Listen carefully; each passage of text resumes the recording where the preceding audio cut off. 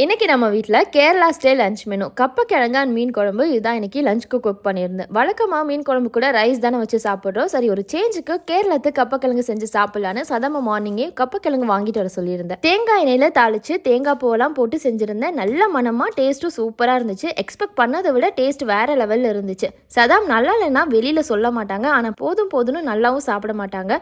சரி, எதுக்கும் rice cook பண்ணிடலாம் அப்படின்னு சொல்லிட்டு கொஞ்சமாக ரைஸ் பண்ணியிருந்தேன். ஆனால் நாங்கள் 2 பேருமே ரைஸ் போட்டு சாப்பிடவே இல்லை. ஏன்னா இதோட காம்பினேஷனே வேற லெவல்ல இருந்துச்சு. நாங்க சின்ன வயசுல இது ஆழ்வழி கிழங்குன்னு சொல்லுவோம். இன்ஃபேக்ட் இந்த கிழங்குக்கு நிறைய பேர் இருக்கு. ஆழ்வழி கிழங்கு, மரவள்ளி கிழங்கு, கப்பக்கிழங்கு, டாப்பியோக்கான்னு. உங்க ஊர் சைட்ல இதை எப்படி சொல்லி கூப்பிடுவீங்க அப்படிங்கறத மறக்காம கமெண்ட்ல சொல்லுங்க. எனக்கு இந்த மாதிரி டிஃப்ரெண்ட் ரீஜனல் குசின்ஸ் ட்ரை பண்றது ரொம்ப பிடிக்கும். நான் வேற ஏதாவது ரீஜனல் ஃபுட் ட்ரை பண்ணணும்னு நினைச்சீங்கன்னா அதையும் மறக்காம கமெண்ட்ல சொல்லுங்க. இன்னைக்கு நான் பாரமில தான் மீன் குழம்பு வச்சிருந்தேன். ஆல்ரெடி நிறைய வாட்டி காமிச்சிட்டேன் அப்படிங்கறதுனால இந்த வாட்டி காமிச்சு உங்களை போர் அடிக்க விரும்பல. ஃபைனலா கேரளா ஸ்டைல் கப்பக்கிழங்கும் தயாராகிடுச்சு. வெறும் வாயிலே சாப்பிடலாம், அற்புதமா இருக்கும். ரெசிபி வேணும்னா கமெண்ட் பண்ணுங்க. வீடியோ பிடிச்சிருந்துச்சுன்னா ஷீரூஸ் டைனிங்கை லைக் அண்ட் சப்ஸ்கிரைப் பண்ணிக்கோங்க. பாய்.